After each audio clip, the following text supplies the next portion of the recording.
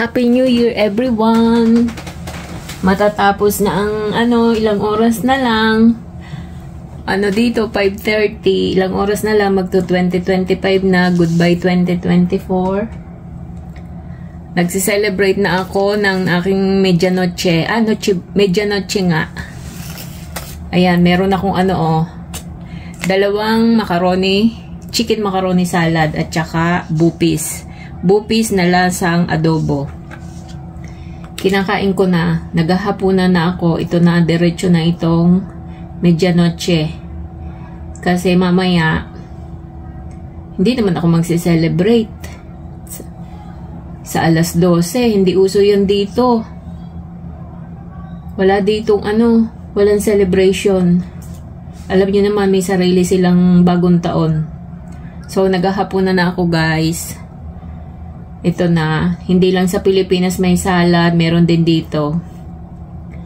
Buti na lang nagluto yung isang kababayan natin, nagpa-order siya. So, nag-order ako ng 2. Noong Pasko, ganito rin ang pagkain ko, kaya lang, yung fruit macaroni salad, yung matamis, ito naman may manok. So, nakaraos ang dalawang okasyon ng pag ganito lang, sa loob ng mahabang panahon na OFW, ganito lang nagsiselebrate. So, ayan.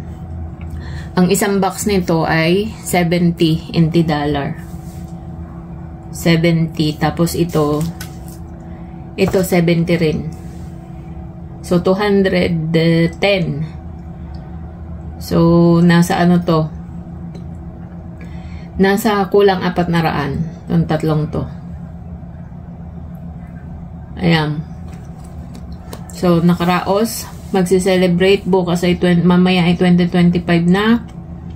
Sana naman ay makapag-for good na. Para makapagpahinga.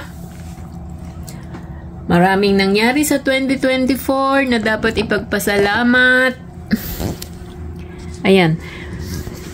Kaya, eto guys, ating i-celebrate kahit tayo nag-iisa. Ganyan talaga ang buhay ng mga OFW. Tiis-tiis, makakaraos din.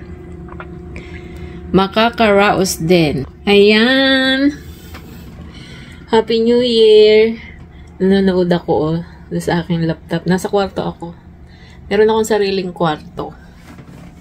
Ang lamig dito, ang lamig kasi winter. Happy New Year everyone. Nakaraos ang mahalagang okasyon ng nag-iisa. Happy New Year.